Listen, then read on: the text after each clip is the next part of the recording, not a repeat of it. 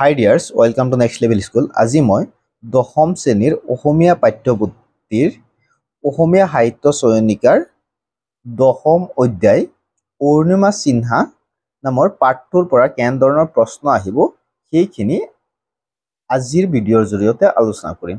প্ৰথমতে চোৱা, পূৰ্ণিমা সিনহা কোনে লিখিছিলে? জয়শ্ৰী গোস্বামী মহন্ত। ঠিক আছে, পূৰ্ণিমা সিনহা একদম ধুনীয়া এটা লেসন, ভালকে পঢ়ি লবা। আৰু ইয়াত চোৱা কি কি প্ৰশ্ন আহিব পাৰে। প্ৰথমতে পেজ নং 66 লৈ আহি যোৱা। পেজ নং 66 প্ৰশ্নাৱলী বাপ বিষয়ক চমুকৈ উত্তৰ লিখা। পূৰ্ণিমা সিনহাৰ কোনবিধ খেলত বিশেষ দক্ষতা আছিলে? কোৱেশ্চনটো বৰ ইম্পৰ্টেণ্ট হয়। তাৰপিছত নেক্সট কোৱেশ্চন খটো চাই থবা। পূৰ্ণিমা সিনহাৰ ঘৰ ক'ত? ইমান ইম্পৰ্টেণ্ট নাই খটো।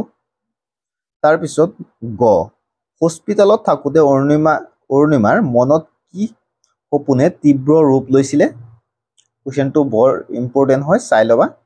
তাৰপিছত ঘটো চোৱা, চিকিৎসালয়ৰ পৰা ওলাই গৈ অৰুণিমাই কাক আৰু কিয় লগ ধৰিছিলে? ইম্পৰ্টেণ্ট কুৱেশ্চন হয়। মাউণ্ট এভাৰেষ্টত অৰুণিমাই কেতিয়া আৰোহণ কৰিছিল? তেওঁ তাত কিমান সময় ধৰি আছিল? ঠিক আছে, এই এটা কুৱেশ্চন 9 নম্বৰ কুৱেশ্চনটো বহুত ইম্পৰ্টেণ্ট হয়, চাই ল'বা। ঠিক আছে, তাৰপিছত চোৱা কুৱেশ্চন নং 2 পৰা চাবা। কুৱেশ্চন নং 2 চাবা, পূৰ্ণিমা সিনহাই ৰেল যাত্ৰাৰ সময়ত কি দুৰ্ঘটনাৰ মুখামুখি হ'বলগীয়া হৈছিল? এই দুৰ্ঘটনাত অৰুণিমাই কি হেৰুৱাবলগীয়া হৈছিল? খুবেই ইম্পৰ্টেণ্ট কুৱেশ্চন, চাই ল'বা। ঠিক আছে, নেক্সট, পূৰ্ণিমাৰ সপোন পূৰণ কৰাৰ ক্ষেত্ৰত বাসেদ্ৰী পালে কেনেদৰে সহায় কৰিছিল? ঠিক আছে, এই কুৱেশ্চনটো ইম্পৰ্টেণ্ট হয়। তাৰপিছত 4 নম্বৰটো নালাগে, 5 নম্বৰটো চাবা। পূৰ্ণিমা সিনহাই কিয় লাডাখত থকা মাউণ্ট চামছেৰ কাংৰীৰ অভিযান সম্পূৰ্ণ কৰিব নোৱাৰিলে?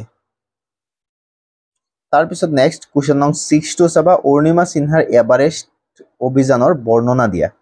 পূৰ্ণিমা সিনহাৰ এভাৰেষ্ট অভিযানৰ বৰ্ণনা দিব লাগে। ঠিক আছে, নেক্সট আৰু এটা কুৱেশ্চন আছে, কুৱেশ্চন নং 7, ইম্পৰ্টেণ্ট কুৱেশ্চন হয়। কুৱেশ্চন নং 7টো চোৱা, একোগৰাকী ব্যক্তিয়ে নিজৰ প্ৰতিবাৰে জাতীয় জীৱন জিলিকি উঠে, আন সহস্ৰজনৰ বাবে আশা আৰু প্ৰেৰণাৰ বতৰা কঢ়িয়াই আনে।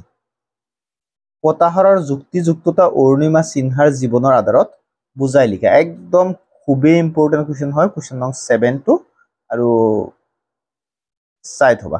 ঠিক আছে, খুবেই ইম্পৰ্টেণ্ট কুৱেশ্চন নং 7টো। ঠিক আছে, আকৌ এবাৰ চাই লোৱা। এগৰাকী ব্যক্তিয়ে নিজৰ প্ৰতিবাৰে জাতীয় জীৱনত জিলিকি উঠি আন সহস্ৰজনৰ বাবে আশা আৰু প্ৰেৰণাৰ বতৰা কঢ়িয়াই আনে। কথাষাৰৰ যুক্তিযুক্ততা অৰুণিমা সিনহাৰ জীৱনৰ আধাৰত বুজাই লিখা। নেক্সট কুৱেশ্চনটো চাবা। কুৱেশ্চন নং 8, ক্ৰিকেট খেলুৱৈ যুৱৰাজ সিঙে অৰুণিমাক কেনেদৰে অনুপ্ৰাণিত কৰিছিল? ক্ৰিকেট খেলুৱৈ যুৱৰাজ সিঙে অৰুণিমাক কেনেদৰে অনুপ্ৰাণিত কৰিছিলে? মোষ্ট ইম্পৰ্টেণ্ট কুৱেশ্চন, যিহেতু ক্ৰিকেট খেলটো আমাৰ চলিয়ে থাকে আৰু আমি চাইয়ে থাকো, গতিকে ইম্পৰ্টেণ্ট কুৱেশ্চন হয়। নেক্সট চোৱা, ভাষা বিষয়ক, ইয়াৰ পৰা চাবা সন্ধি ভাঙা। সন্ধি ভাঙাৰ পৰা গোটেইখিনি চাই থবা। সংশয়, পৰ্বতাৰোহণ, উঠা, হিমালয়, প্ৰত্যাহ্বান, বিপদাপন্ন। তাৰপিছত কুৱেশ্চন নং 2 আছে, তলৰ শব্দ কেইটাৰ উপসৰ্গ ভাঙি দেখুওৱা।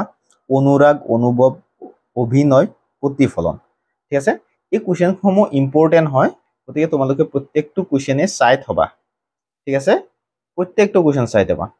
গতিকে আজিৰ ভিডিঅ'টো ইমানেই আছিলে। যদি ভিডিঅ'টো চাই ভাল পালা তেতিয়া লাইক, শ্বেয়াৰ এণ্ড ছাবস্ক্ৰাইব কৰিবা। ধন্যবাদ।